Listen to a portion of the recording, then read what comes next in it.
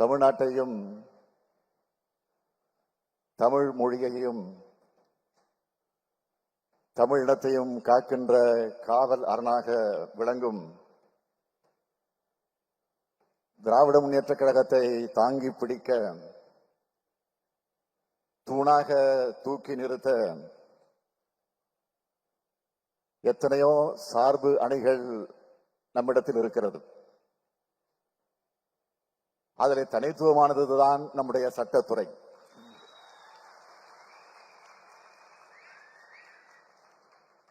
இது வழக்கறிஞர்கள் அணி மட்டுமல்ல, கழகத்தை காக்கின்ற காவல் அணி.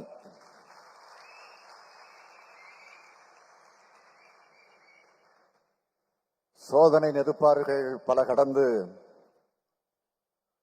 அள்ளி வீசப்பட்ட அவதூறுகளை எதிர்கொண்டு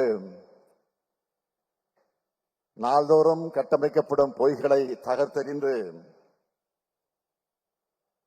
75 ஆண்டுகால கற்கோட்டையாக கழகம் நிமிர்ந்து நிற்கிறது. 6வது முறையாக ஆட்சி அமைத்திருக்கிறது என்றால்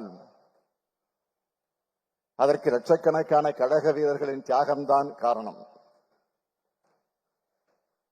அந்த தியாக வரலாறுக்கு, தியாகிகளுக்கு துணை நின்ற வரலாற்று சொந்தக்காரர்கள் தான் சட்டத்துறையை சார்ந்த நம்முடைய வழக்கறிஞர்கள்.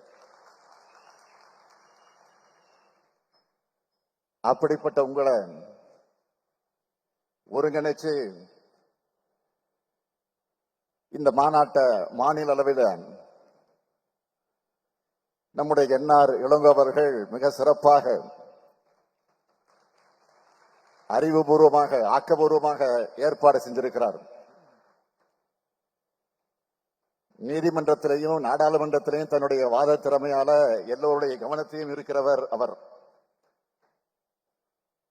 அமைதியான வகையில ஆக்க பணிகளை செய்கிறதுதான் அவருடைய ஸ்டைல்.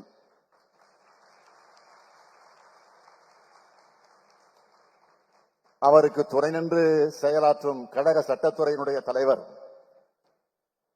இணை செயலாளர்கள், துணை செயலாளர்கள் உள்ளிட்ட அனைவருக்கும் என்னுடைய பாராட்டுக்கள், வாழ்த்துக்கள். இந்த தமிழ் சமுதாயத்தை பண்படுத்தும், சீர்திருத்தும் முற்போக்கு கருத்துக்களை மேடைதோறும் முழங்கின கழக செயல் வீரர்கள் மீது பாய்ந்த வழக்குகளை எல்லாம் சுக்குநூறாக தகர்த்தெறிந்த சட்ட போராளிகள் நீங்கள். கழகம் தொடங்கப்பட்டு வளர்ந்து வந்த காலத்துல தொண்டர்கள் மீதான அடக்குமுறைகளை எதிர்கொள்ள